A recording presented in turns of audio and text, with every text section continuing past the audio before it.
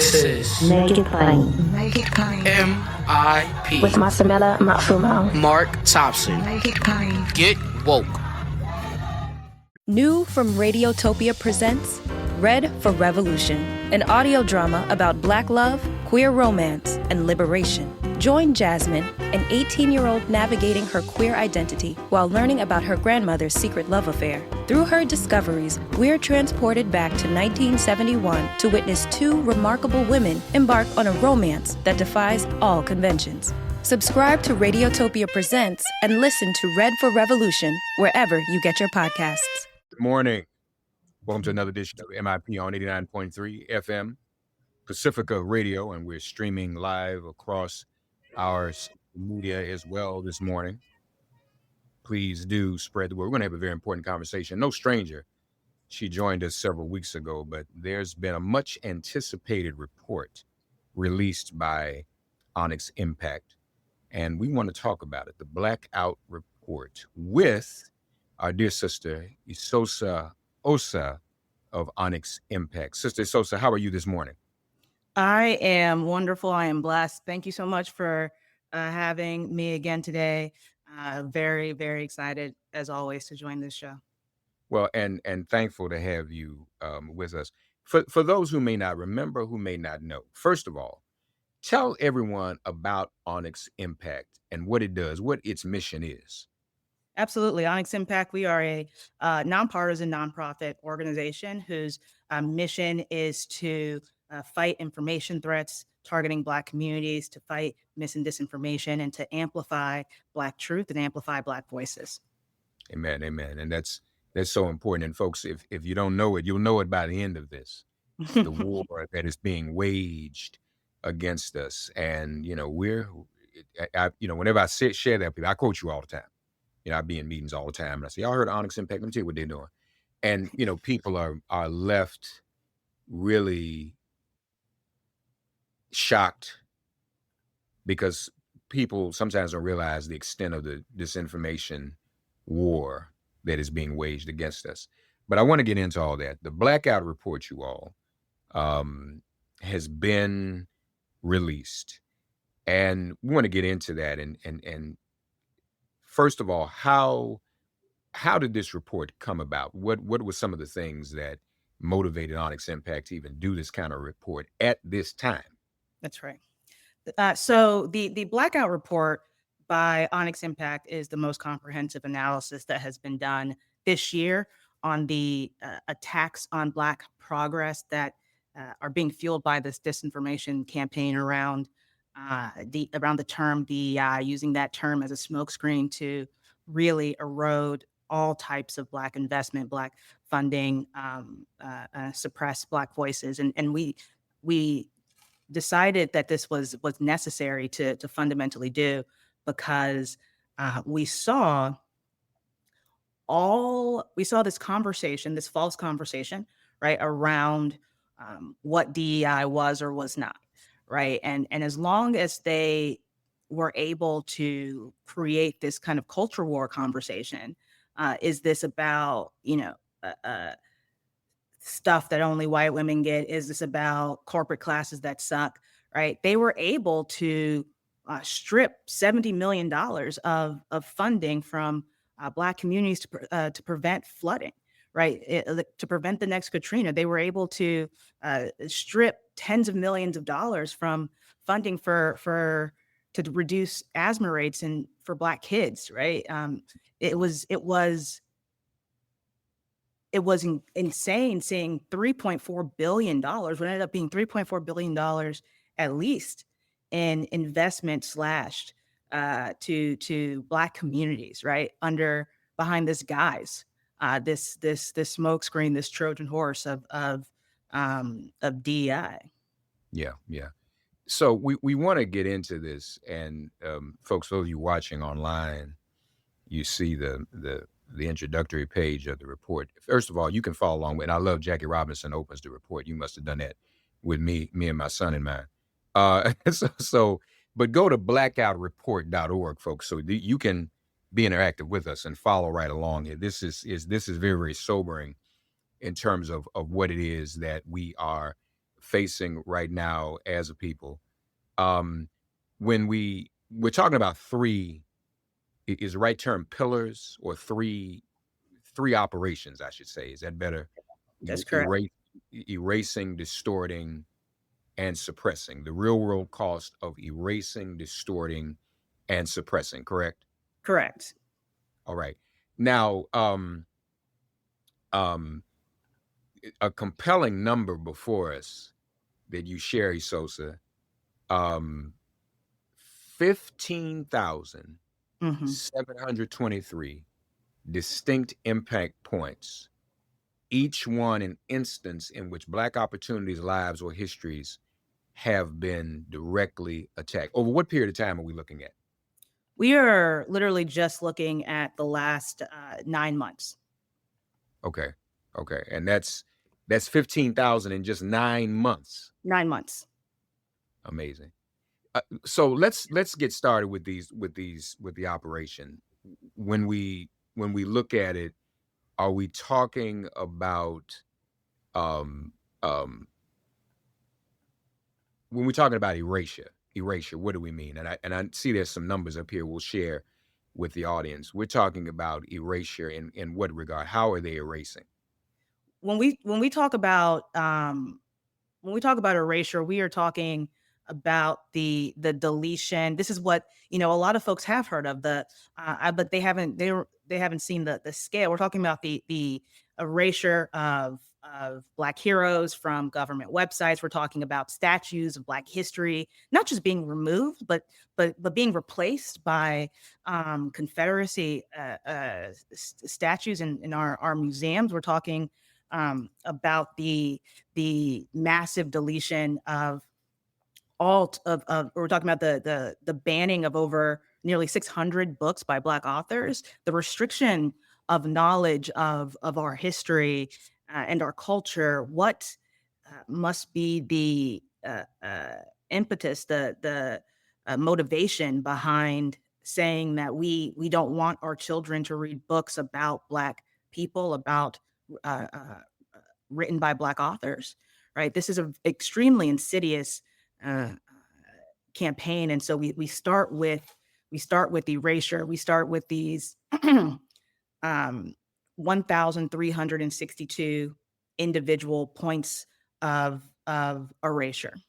And again, we have, like, if there's one thing that Onyx Impact is going to bring, it's going to be receipts, right? And so we have the full database available on blackoutreport.org for folks to see exactly how we came up with all of these numbers. So when we're talking about the erasure, we're talking about the book banning and what's been taken out of schools and libraries primarily, correct? Correct. Yeah. And this is just in the past 9 months of the Trump administration. Is how do we know how much of an impact this is having? Are we able to, in that erasure tactic, are we able to measure that in real time? So we can measure and we do in other areas, we can measure the curriculum changes. I think we have seen what the effects of the erasure of Black history has meant when you look at points in time like post-Reconstruction, like the nadir, right? Like there is there's a reason we learned so little about Reconstruction. We learned so little about the significant advancements that Black folks were able to make during that time. And I think a lot of folks, don't know, because it is not taught, how quickly that progress was rolled back. Indeed. Is this ongoing, Isosa? This is ongoing. We have over 14,000 examples of distortion, some of the most significant and malicious changes. This is deleting or distorting data sets with Black information. You hide the data, you erase the proof of inequality, of disparity, and then you prevent the remedy, right? We have these 15,723 are the result of one research team, right? Going through as much data as we could relative to not just an entire administration pushing this in full force as doctrine, replacing evidence with ideology. We are seeing it repeated on both the state and local level, and so this number is uh, increasing substantially every single day. 1,362 erasure impact point folks, including 723 digital erasures across 10 agencies and 22 websites, 41 physical site changes, and 591 book bans. In terms of the digital erasures, are we talking about anything referencing DEI in general, or are we also talking about African American contributions to history that have also been erased from these websites? It is very, very, very much the latter. You don't Okay. need the stuff that they are deleting. Many of the pages have nothing to do with the words DEI. We are literally just talking about Black heroes that saved lives during our wars or in our history being deleted for no other reason than that they exemplified Black excellence. And we're talking about, and I'm just reading from the report, folks, at least 35 key historical figures That's correct. have been removed, and narratives spanning more than 250 years have been disappeared from before the Revolutionary War to the present.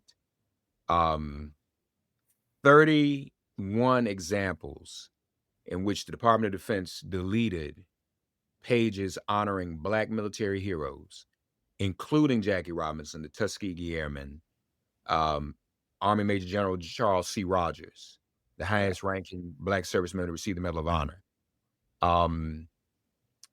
The Joint Force Quarterly, a publication of the National Defense University, removed articles and entire editions, including a 2023 issue with a cover story on Black soldiers and the promise of America. And the Secretary of Defense has openly encouraged this, has he not? Has he not? Yes, they have, and it is not just one of the things that we want to make sure people understood is that this is so much broader than just the anti historicization, the deletion of Black history. They are actively encouraging all of those removals, and at the same time, they are actively cutting millions and millions and millions of dollars from Black specific programs for to that are investing in Black neighborhoods. So, and as we look at some of the other banning and distortions, there have been book bans as well at the Department of That's correct. Defense. A long list of books, including the titles: "The History of Racism in America," "A Small Girl's Guide to Race and Inclusion," "Standing Up to Racism and Building a Better World: African Americans and Latinx History of the United States and Coping with Racial Inequality." We, before DEI, which frankly we know was a term that came out of George Floyd, that wasn't necessarily our term, but it was a term more palatable apparently to corporate America. So as far as I see, when you say I'm against DEI, you're against affirmative action or just equity, so to speak, in general. But there's not a small number of African Americans in the Department of Defense anyway. We're talking about a sizable number. We're represented, that we are in the military. So, and that was before George Floyd. So when you erase all of this, obviously all of these things were on the website and in the book, in the library, on the shelves, because of our cumulative history in the U.S. military, weren't they? This is not something that just popped up in the past 4 years for them to go back and erase. 100%. I mean, they are removing the Black presence from long-term public memory. This is, again, from what you said, from our earliest wars. Like, you cannot tell the history of America without telling the history of Black America. You can't. There is no full American story without Black folks, at the center. And so, what does it mean to greenlight this level of erasure. We know that that is the first step to broad scale exclusion from not just our past but our future. Blackoutreport.org, looking also at erasure when it comes to historical artifacts. At least 32 Black history artifacts previously on display at the Smithsonian National Museum of American History have been removed, including Harriet Tubman's Book of Hymns and a first edition copy of the memoir narrative of the life of Frederick Douglass.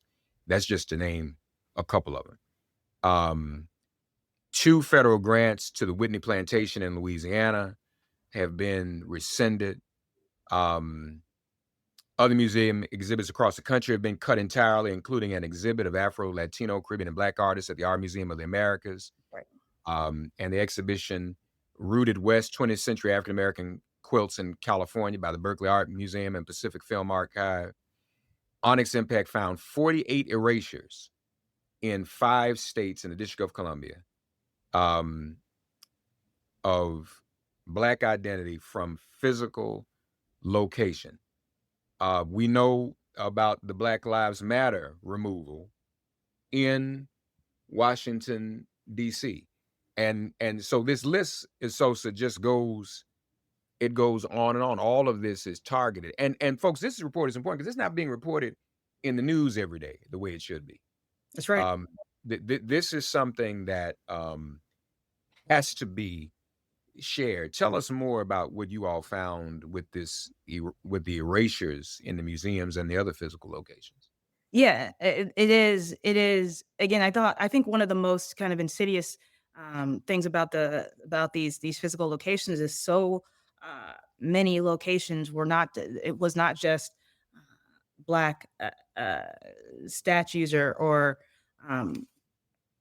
symbols being removed. It was they were being replaced with Confederate monument or the soldiers that we've never glorified before. And I think there's a goal when they believe that when they can fade our civic memory, that's going to lead to a fading of our motivation, of our motivation to challenge injustice, to reclaim our power. But this is so anti American, like the restricting access to knowledge fundamentally is at odds with the principles of any type of a free society. They are trying to control the truth in the future, but deleting this data, deleting these books, deleting that is not deleting reality, right? That is just manipulating the present and the future. The Jefferson Memorial, and folks, I have the report on the screen if you want to join with us. Also, you can go to blackoutreport.org. The Jefferson Memorial in Washington, D.C. was scheduled to open a new exhibit this month. The result of planning, design, and curatorial work over years to include recognition of Sally Hemings and the role enslavement played in Thomas Jefferson's life. The research completed, ready to go. But now that was taken out as well as a result of this new administration, correct?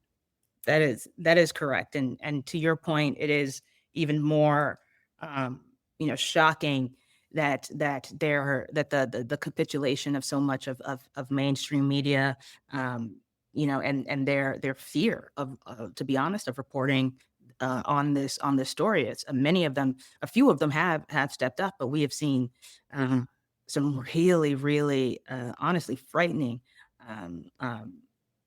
stepping away from the publishing of this story. But thankfully, Onyx Impact is determined to find and move information to Black folks where they are, and we've had well over 2 million engagements on social media of the Blackout content since our launch. And so we encourage folks to go visit our social media pages at the Onyx Impact, visit the report, blackoutreport.org, to learn more and to share the information that we're pushing every single day.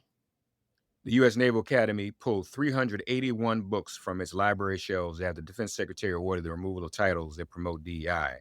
Mhm.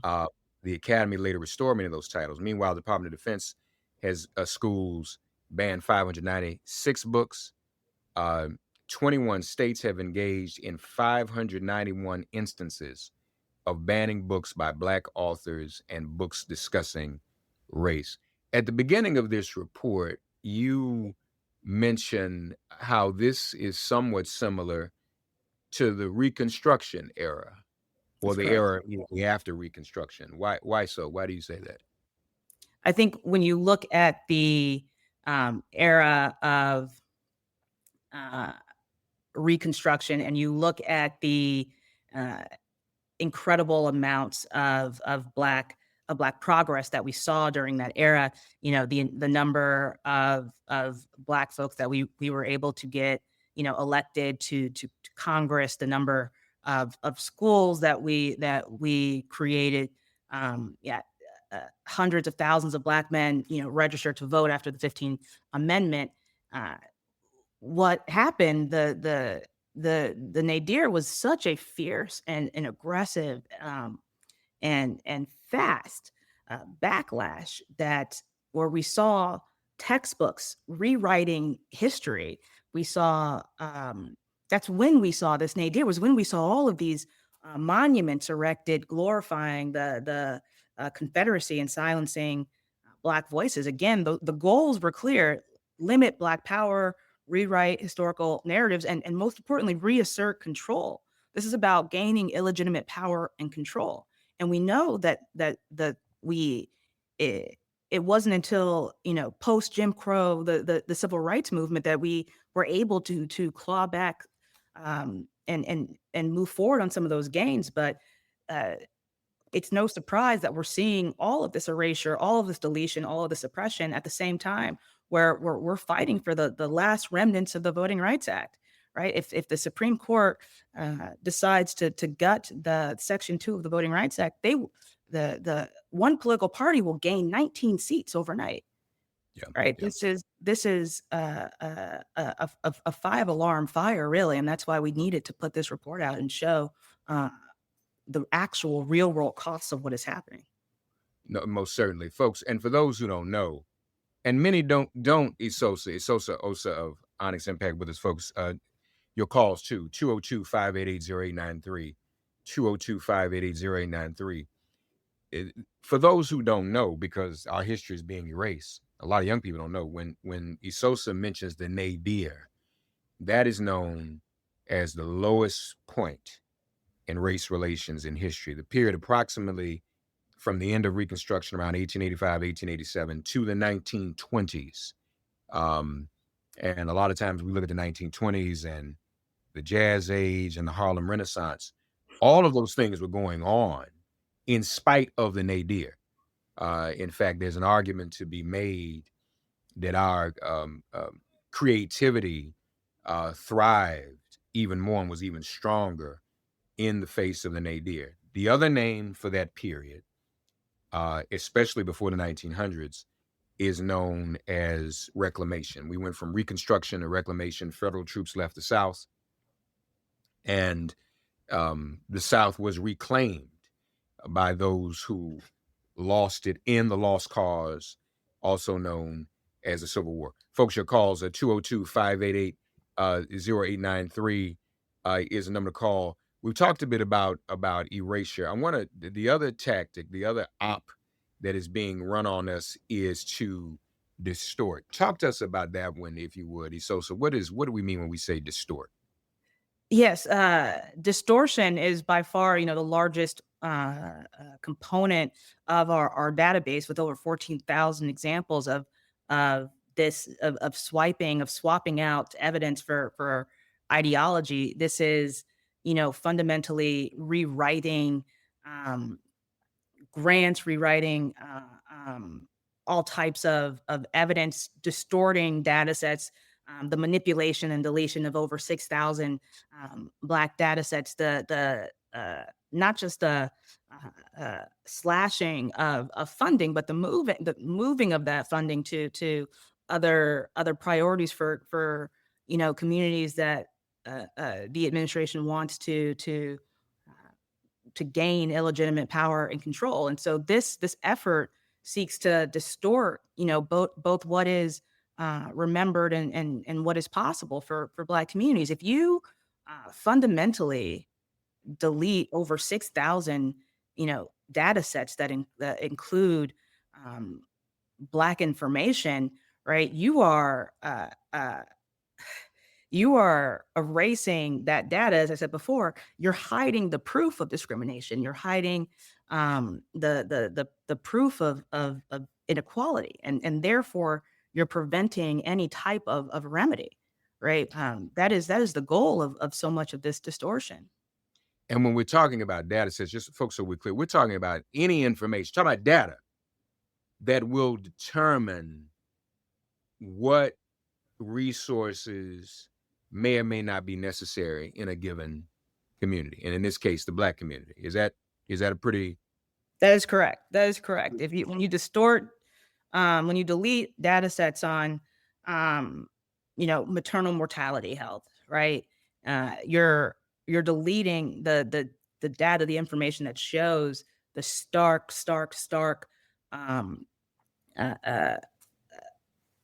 amount, the difference between Black maternal mortality rates and white maternal mortality rates, right? And you're deleting and erasing where potential resources can go. And so, to your point, exactly, this is not just about the erasure that we talked about, the rewriting of the past. We are shaping who has the power, who has resources, and who has visibility in America, not just today, but tomorrow.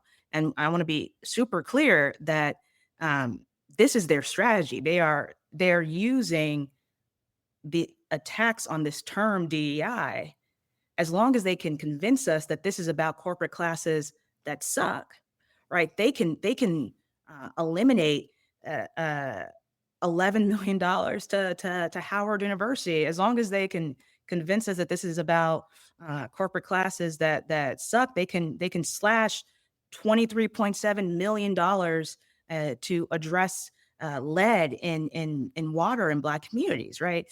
They are using this culture war as a distraction to engage in one of the most aggressive power grabs that we've seen since the Reclamation.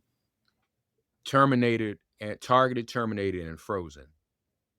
13 federal grants totaling over $9.4 million for sickle cell disease. 90% folk who have sickle cell look like us, y'all.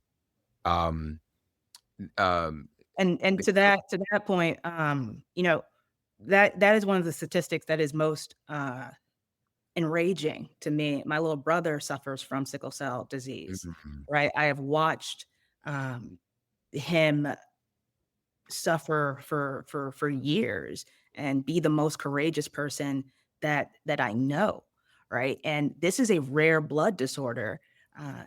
$10 million is an extraordinary amount of money in research for rare blood disorders, right? And to not just erase that, but to say that you're doing it because it is some kind of woke funding for sickle cell disease, to say that it doesn't have enough return on investment, right? Is shameful. Yeah, right. I see the callers, folks. I want to get a little bit more of this on the record. Cuts include $16.5 million for projects that prevent flooding in predominantly Black neighborhoods. That's one area. $31 million a cut to address high asthma rates for Black kids and reduce air pollution in Black communities. $23.7 million cut to fix unsafe drinking water and reduce childhood-led exposure in Black communities. As if, that's just woke policy. 18 NIH grants totaling $42 million dedicated to addressing maternal mortality. All right. So at least 16 NIH grants totaling $37 million for research into cancer, prostate cancer, and colon cancer for Black men, of which we are 40% more likely to die from. Historically Black colleges and universities, HBCUs have lost at least $210 million in grant funding in just the first 8 months. The NSF alone eliminated more than $11 million in grants at Howard University, the only HBCU classified as a level 1 research university. Let me keep going. $2.9 million of funding for a center at Morehouse College, focusing on the improvement on improving the health of Black pregnant women, was canceled, as was $1.2 million of funding to increase Black enrollment. Let me pause there. The administration sent out some announcement that they were giving more money to HBCUs, but that's more disinformation, is it not?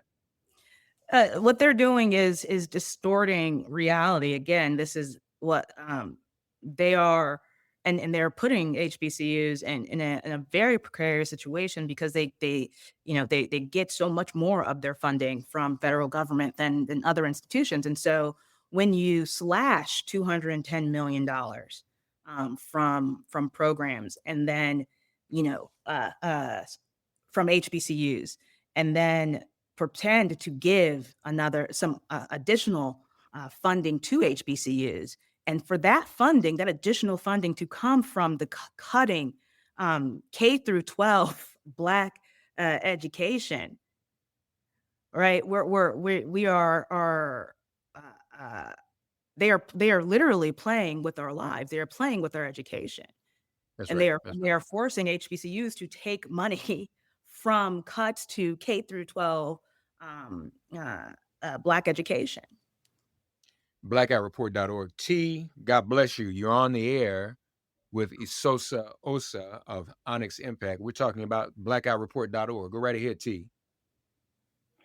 Yeah, I like the way you put it at the beginning of your program. We're in an information war. And I think that I have a couple questions that I'd like you to detail where I can get this information. One of the reasons I wanted is because sometimes we don't answer things that are obvious informational problems. I don't know who this guy who got killed was, Charlie something or other, but on YouTube I heard some of the things he was saying, and I'm struck by the fact that nobody disputed some of this stuff. If he's feeling like he's uneasy if he sees a Black pilot, despite the fact of the excellence of the pilots in World War II, and because since 1967, when they first allowed Black commercial pilots, there've been zero accidents caused by Black pilots, and nobody knows this. Why is it not even? It's an information war, and it's to keep the feeling of white supremacy going. So we look for them to credential us, and we look for their praise and their whatever or something, and that's just the way it is. It's the reason why I knew Bill Cosby back in the 80s was going to get attacked, because he tried to buy NBC. There is an information war, and there's a war to keep control of information, and that's why you saw TikTok being banned after they showed Israeli helicopters or drones hunting down kids.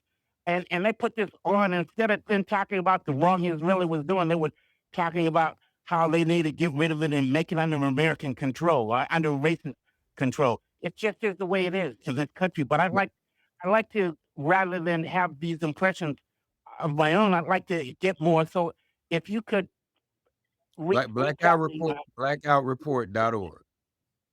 Everything we're sharing, blackoutreport.org. Everything we're sharing with you is right there.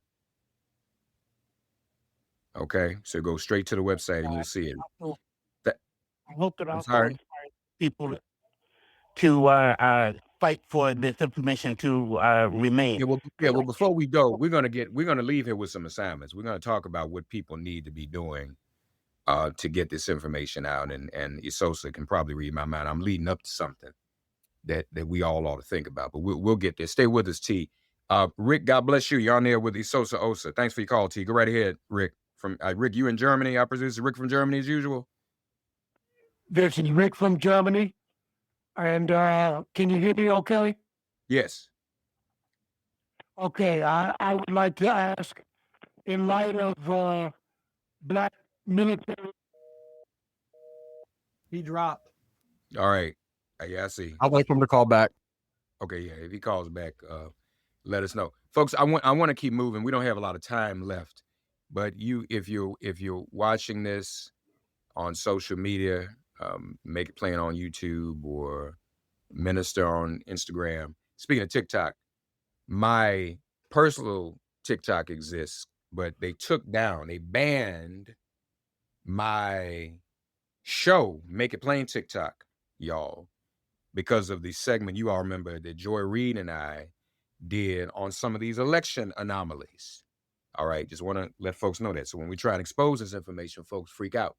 I want to. So let's touch on something that's important that's come up in the distortion tactic, targeting Black women in the federal workforce, Isosa, and then we'll move on to suppression. But talk to us and how that manifests in the distortion tactic.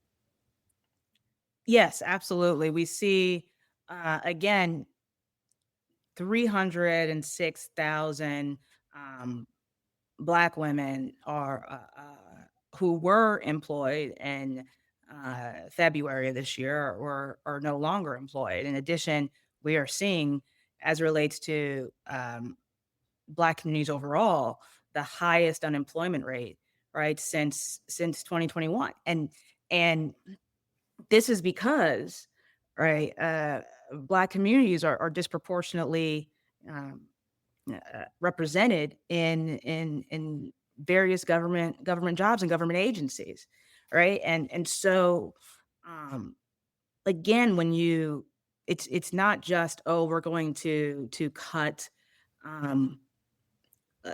waste from the government. It's, oh, we're going to really target the specific agencies where we know that there's a disproportionate amount of folks that are not our main audience, if you will. There's also the one other area that Onyx Impact looks at, folks, blackoutreport.org. Talk to us, if you would, about stripping Black businesses of support. Absolutely. This is another example of how the real world costs. This isn't just about photos or statues. When you're eliminating potentially billions of dollars of Black grants, Black contracts, right? That a lot of Black businesses rely on. To be clear, an extraordinary number, way more white businesses rely on, right? Black government contracts in general are such a mainstay way to generate wealth. It's how so much white wealth has been generated in this country, right? And so to specifically cut the Small Business Administration's commitment to Black and minority-owned businesses, right? Again, this is not just harming us right now. This is creating a manipulated hierarchy in the future. So in the future, when we have far more of one type of business do well and far fewer of another, right? They're going to look back and say, oh, well, that's how it's supposed to be. Yeah. Small Business Administration in January slashed its commitment to Black and minority-owned businesses, folks. It has set a goal in previous years of awarding 15% of federal contracting dollars to historically disadvantaged businesses. The current administration cut that goal to 5%, the absolute minimum allowed by law, and it also gutted the Minority Business Development Agency, which has been around for over 50 years. So this is a way to suppress Black economic health. And Isosa is right. Folks think that the white middle class just appeared on its own, or that everybody got what Donald Trump got. But the white middle class and white businesses, which helped develop the middle class, got contracting dollars. That's how this little red wagon goes, y'all. Don't be naive about that. They didn't just, fall. They didn't just come from up under the Cabbage Patch with money. Rick, we're gonna try you again. Are you back with us? God bless you, Rick. No, Rick's not first. It's Alberta. All right, okay. Alberta, go right ahead. I'm sorry. God bless you, Alberta. Yes, thank you, Mark. How are you? Fine. You're on there with say hello to Esosa. Yes, thank you, and good morning to your guest. Now, Mark, my concern is about the shutdown, but it's right that he is trying to eliminate Black people's progress. I mean, I have no doubt in my mind about that. But what this shutdown is about, according to both sides, from Schuman's side and from Johnson's side, Schuman is saying that the Johnson is attacking the health care that's there. But Johnson is saying that they're ready to negotiate and open up the government if Schuman would stop caving in and wanting on this package undocumented people here that's not legal, like legal Americans, to get health care. Schuman is keeping the government shut down because he's not going to give in to Johnson saying that those people are not documented yet. They have to be legal. And Schuman refuses. He's saying, no, he wants his whole package, all this the extreme leftist way, even in that.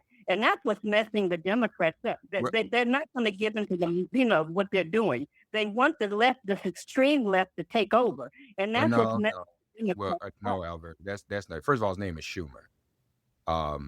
One. Two, the Republicans can end the shutdown with or without the Democrats.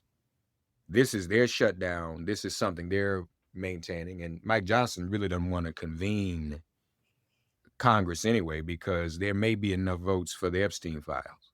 So there's a lot more here than meets the eye. The Democrats are not the ones holding the government hostage. It's the Republicans and it's Trump, and they have no interest. And just let me just say this, and then I'm going to move on. As Esosa and blackoutreport.org has indicated, we're in another moment of reconstruction. The biggest enemy during Reconstruction and the biggest enemy during the nadir was, Esosa, the federal government. Because the federal government is what waged, the institution which waged war against the Confederacy and won the war. The federal government is the Union government. And these guys, that's why they all in the 10th Amendment of states' rights. They don't really want the federal government. I spoke to some relatives last night who worked for the federal government, didn't get paid this weekend, went without their paycheck. And I said to them, I don't know that he ever wants it to reopen. If they could keep it closed forever, they probably would. So it's not about immigration and healthcare for undocumented immigrants. It's about them, because not only was the federal government and the Union government the government that prosecuted the war against the Confederacy, it also, over time, especially over the past 60, 70 years, been the institution that most defended civil rights protections. Most defended all of it. We couldn't get justice in state courts and state houses. So it was the federal government and the Supreme Court. Now all of that's turned up. The Supreme Court is not our ally anymore. They want to get rid of voting rights. But that's where it was. That's where it was housed. Rick, we got you back. God bless you. I got to move quickly, Rick. Not a lot of time. I would just say for that, I guess that, it is illegal for undocumented people to gain any type of federal health care from the government. It has been, and that is going to remain, and that is not at all a part of the shutdown. And I think that if you were, this is how they distract, how they distort, and it's unfortunate, because if you were to just Google, that question, you would see fact checks from NBC News, from the AP, from Georgetown University, from NPR, all saying that this claim, from PolitiFact, from CBS, saying that this claim is fundamentally false. Rick, real quick, 'cause I gotta move on. God bless you, Rick. You're back on with Esosa. You with us now? Yes, sir. I just want to ask how they're treating the rank and file black military personnel. So what do we know about that? You mean at this moment? You mean I mean, shut down Rick or in general over the 9 months? So they're dismissing leadership, black leadership in the military, and I want to know if they're dismissing rank and file black service members as well. I don't have data on the black service members being dismissed, but I do, to your point, you saw that one of the first dismissals of the administration was General Charles Q. Brown Jr., the first black man to hold the position of chairman of the Joint Chiefs of Staff. You saw that General Cedric T. Wins was retired in March, the Virginia Military Institute's first black superintendent. You saw,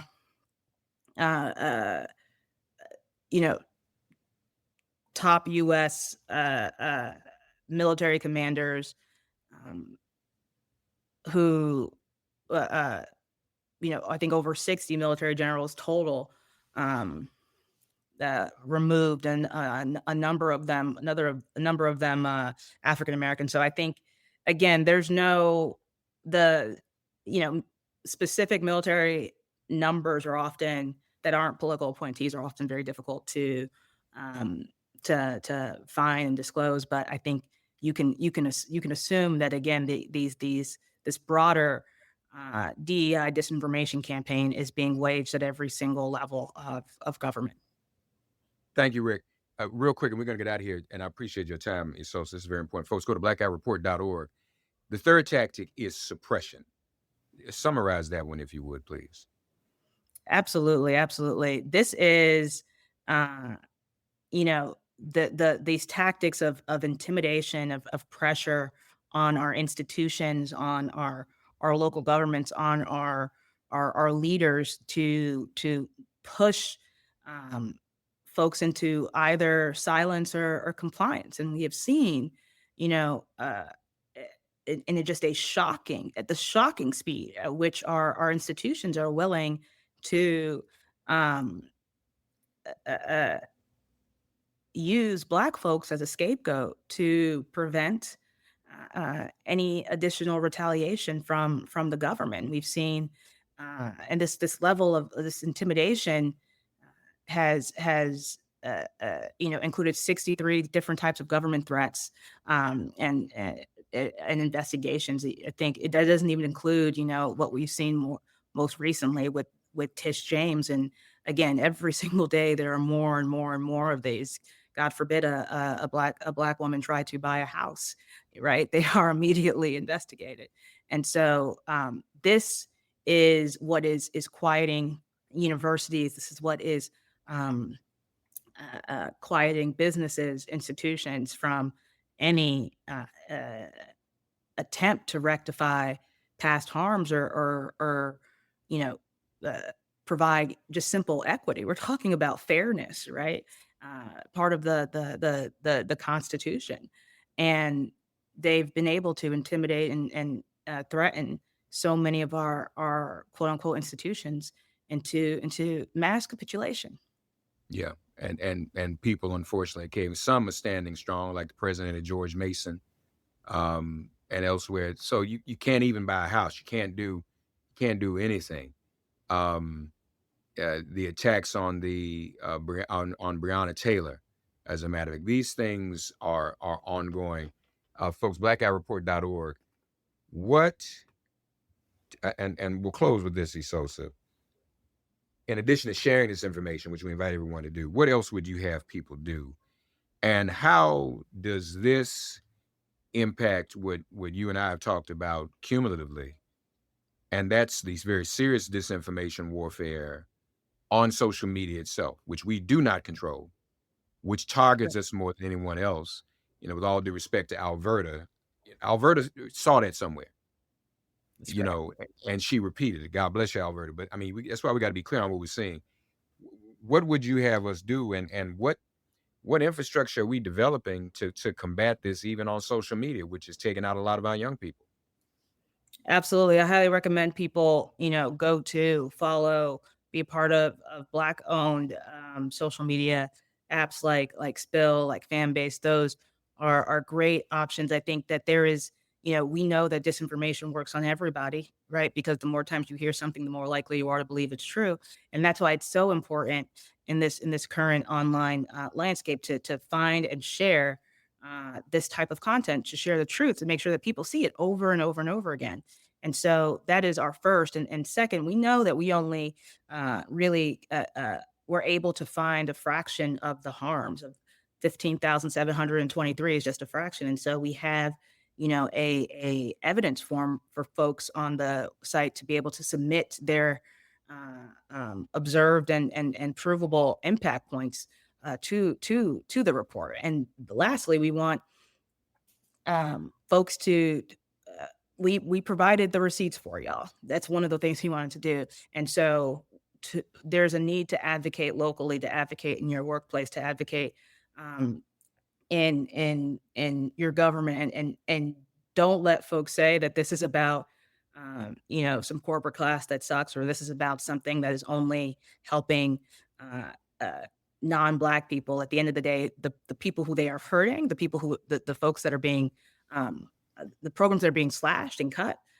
are programs that are investments in Black communities. And so we need to make sure that we can tell that case over and over and over again, because no matter what they try to do, no matter their tactics of disinformation, of distraction, I think of erasure, I think that Black excellence is fundamentally unerasable. And as a matter of fact, folks, if you go to blackoutreport.org, there is the Blackout Evidence Form, the Blackout Report Index. Encourage your institutions, journalistic, academic, elsewhere, even our faith institutions, to share this information so that we can be aware of what is going on. Support the Black press, as a matter of fact, and we're sharing this broadly with the Black press and expect coverage. But folks, this is very important. I want to thank Onyx Impact and Isosa Osa for sharing this report, for producing this report. This is absolutely important, and this is just the beginning. And if we're not careful, it's going to get even worse. We can't get to a place where we just become so numb or so disconnected. And because the other thing they do, Isosa, they flood the zone. That's right. So you don't know what to believe. That's correct. You don't know what's real. Well, what are Mark and Isosa talking about? Is that real? It just. But here is a report. See it for yourself. That's why I shared the website right away, blackoutreport.org. Look at it, share it with amongst your families. Post it to your own social media. Don't just wait on somebody else to post something. You are an influencer. Everybody is an influencer. So share this on your own social media as well. Isosa, we so appreciate you being here with us for this extended time on Make It Plain. Sorry to take up your whole morning, but I thought it important. Always. Thank you. And you'll be hearing more from me and other members of the Black press and others, because we want to be sure that this is disseminated widely. And I presume this research you all are doing will be ongoing. We are working to partner with institutions to try to make sure that this work is going to continue to keep going, because at the end of the day, somebody needs to make sure that they are documenting all of these evidence points. And there's the evidence document too, folks, the evidence report. There are things some of you may know that we don't know. So let's document all of it. Blackoutreport.org, blackoutreport.org. Dear sister, we thank you, okay? Thank you so much. Appreciate it. All right. Always appreciate you being here with us on Make It Plain. Folks, this is a very urgent and important conversation right now. It is the most important conversation we can be having in this moment of nadir, in this moment of a new era when it comes to reclamation and the attacks on our people. And that's why we do it here. We appreciate all of you being here and listening and sharing. Again, once again, blackoutreport.org, blackoutreport.org to find out more. This only scratches the surface. 15,723 documented impact points putting Black health, wealth, and futures on the line. This is a comprehensive report, really the first of its kind in this era of Trump and this new iteration, if you will, of Reconstruction. So we got to be concerned. If all minds are clear, it has been made plain. Thanks for getting woke and listening to Make It Plain. As always, perform an act of kindness on behalf of an elder or young person. Write a letter to a sister or brother who just so happens to find her or himself incarcerated. Offer libations to the ancestors upon whose sturdy shoulders we all now stand. And above all, give thanks to the God of your understanding by whatever name you call her and him. All God asks of us is that we give each other love. Thanks for giving MIP love. And please remember to subscribe and give us a 5-star rating. If all hearts and minds are clear, it has been made plain.